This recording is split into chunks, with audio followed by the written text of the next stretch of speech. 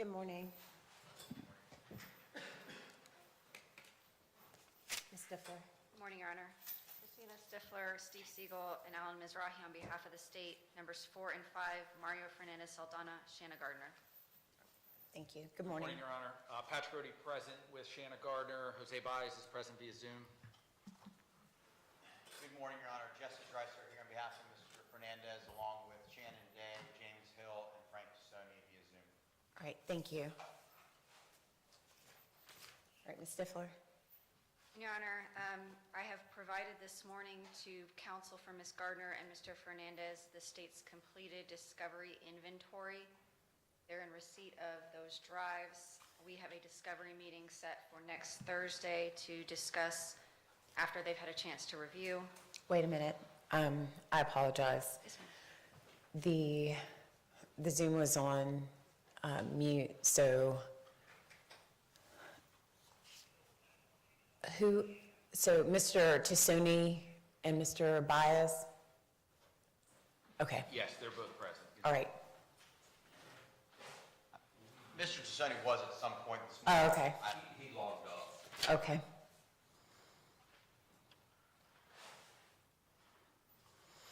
All right, so go ahead, Ms. Stifler.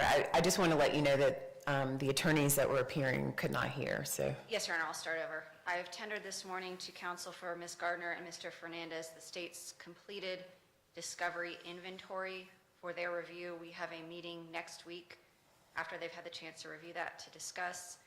I've also provided them a supplemental discovery demand listing with specificity some of the items from some of their motions. I'm asking the court at this time to hold their motions to compel in abeyance. I believe we should be able to resolve and render those motions moot with some of these issues, and if not, they can readdress with the court. Secondly, to update the court as to the electronic discovery, I spoke with Detective Padilla from the Jacksonville Sheriff's Office and Secret Service Computer Forensics Unit. He was able to recover the data from the damaged hardware on the RAID device. He has been able to verify data and obtain the original Cellbrite extractions for all devices, and he's compiling those on a hard drive to inventory those as well and provide to both defense teams as well as the states that we all have the same verified hash-valued device extractions. He's also working on obtaining the quote-unquote raw data forensic extractions as requested by the Baez team. And that should be completed within the next week or so. He's at a conference this week, so I will have an update for them at our discovery meeting next week.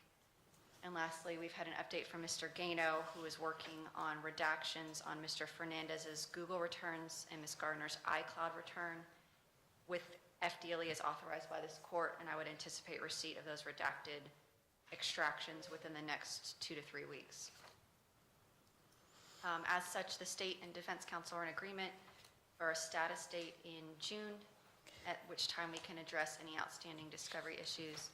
We were able to complete 3 depositions last week, and we'll continue to set depositions in the meantime. And then, so the index you're filing today, I have a copy, yes, for the court. Mr. Hathaway, that,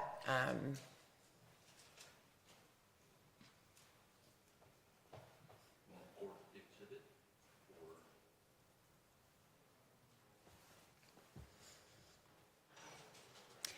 We can file is it an Excel spreadsheet?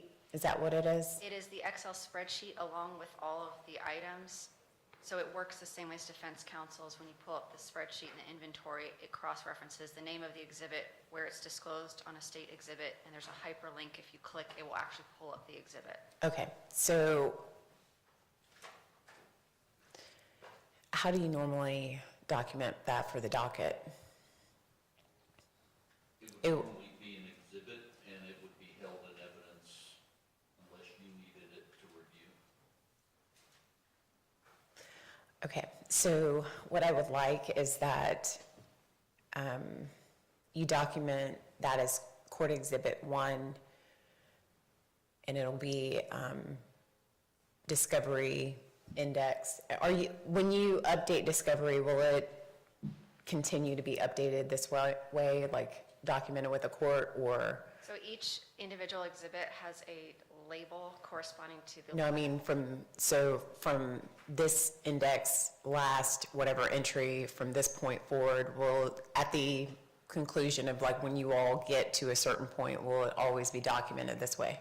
Yes, so each exhibit on that index court has a specific letter and numerical tag and evidence number. So whatever supplemental discovery I give them from this point forward, I will continue to letter and numerically number it subsequent to that. So if there's, for example, if I had exhibits B1 through 20, the next B exhibit I give them would be B21, and I'll provide another court exhibit at the end of the case to supplement that. Okay, so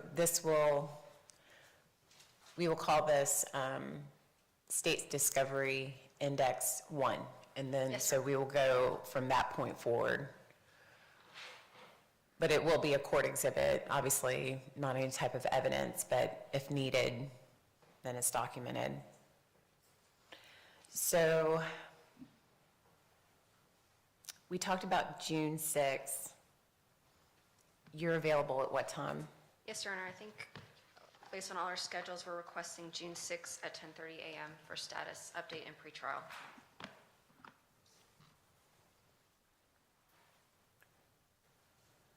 So I have a juvenile sentencing set at 10, so what I'm going to do is I'm going to reach out to them, see if they can start at 9, and then I will have you all at 10:30, okay? I'll move them. All right, so I'll take that date and time if it's agreeable with all sides. Yes, Your Honor. I have a brief moment with counsel. Sure.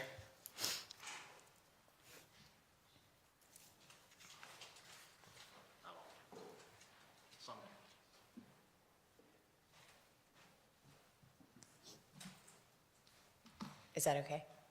Yes, Your Honor. Okay, so on Mr. Fernandez's case, case number 4, the next court date will be June 6, 10:30, status hearing. And then Ms. Gardner, case number 5, same date, same time. Thank you all very much. Your Honor. Thank you, Your Honor.